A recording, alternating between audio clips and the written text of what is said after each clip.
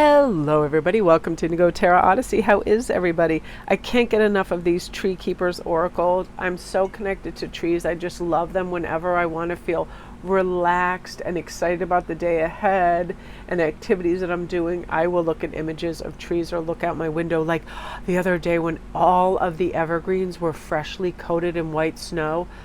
Honestly, I felt like I was whisked into a fairy tale. And then, oh my gosh, the blue jays were coming and the robins, because I throw out food and they can't get to some of the seeds and stuff in the grass with all the snow. So they'll swoop down and come and get all of the goodies that I put out. It's just, it is life affirming somehow. So I love all the trees in this as well. So I love the keeper of the game. And it's so funny, the book, oftentimes I don't have anywhere near the deck. So it's just what I'm inspired and channeling through. And I'm kind of glad, because sometimes what is meant to really come through can differ from the book. But the keeper of the game to me is really recognizing, and especially since it looks like a chessboard there, that oftentimes, we'll take that one little queenly step forward, one or two steps, and then we might want to kind of like do a little bit of side swiping and then move forward, maybe a step back, recede from too much activity, all of this. Surrendering to the flow and opening to the awareness and trusting our gut and our guides to bring us to the right place on the chessboard. What do we want to commit to? What do we want to move forward with? What do we want to discover? All of those things. And I think with these other players, we don't believe we have to do it all alone. We have a wonderful knights all around. We have a king on the board. We have all these wonderful rooks and pawns and all of these things to help and assist us. So that being said, the keeper of receiving is always be in receivership, and remember, when that door is open, the stuff is going to come through, but we have to open the door for it. We have to believe it's arriving. We have to believe we're worthy of it. We have to believe that abundance is out there, that opportunities arise. I saw this great thing the other day and actually posted it about the red car theory of, in this interview, somebody goes, how many red cars did you see on the way to this interview?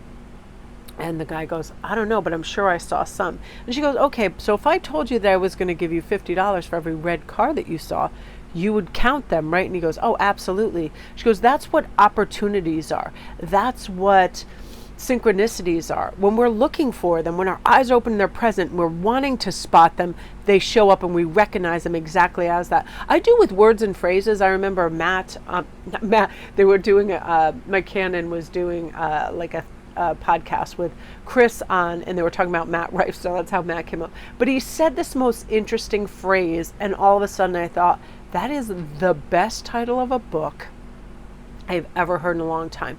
And he said, if you ever woke up and just felt, so dried and weird, you're like packed in salt. I love the impact of that just phrase, packed in salt, because it's like ice, right? It preserves. That's how they preserve meat. That's how they preserve fish. All of that. It just really made such an impact on me. And I was like, wow. And I just woke up, and that is when I'm really open to all the red cars and all the opportunities. That's when I do my readings too. But that's also when I really hear things that I'm meant to hear. So keep your eyes peeled for receiving all these opportunities, all of these great little insights, things that help you explore unknown opportunities to lift you, things that are meaningful. And why is that meaningful to me? Like I recognized yesterday when I passed the mirror, I think I called anything, my hair was like, I looked like a rooster, and it made me laugh so hard. And every time I went in the bathroom, I said, you have to put on chapstick and moisturizer and under eye cream, because for whatever reason, again, the packed in salt, I felt like that. I was like, moisture, moisture, moisture. And these little rituals, and I have seen changes because I'm looking after those little things. So look for opportunities for self-care, for little evaluations. If you can do something that takes less than 5 minutes and it's irking you, like the dishes, or like oftentimes I'll open the front door and I'll let sunlight bounce off things, and that's when I'll see if there's like handprints, fingerprints, or whatever, grime or anything that needs to be wiped off with all that sunlight, and just do that quickly. And then the next time I see a beam of light come in, I see it on this shiny clean surface. It feels really nice. And then I feel like I want to clear space and remove some things from my home, so I'm open for spring receiving. I want really light, bright, beautiful, fresh flowers and surfaces everywhere, not things. In winter, things tend to congest, right? We have lots of boots and all heavy coats around and stuff. Lightness, lightness, lightness. So also that brings us to the keeper of balance. Are you having a good rest work cycle? Are you having a good kind of comfy, hermit moments where you're just reading and you're peaceful and you're on your own and you're thinking your happy thoughts and all of that, and then balancing that out with a little sociability, balancing that out with a little journeying, and maybe going into some stores, the library, or saying hello to neighbors, things of that nature.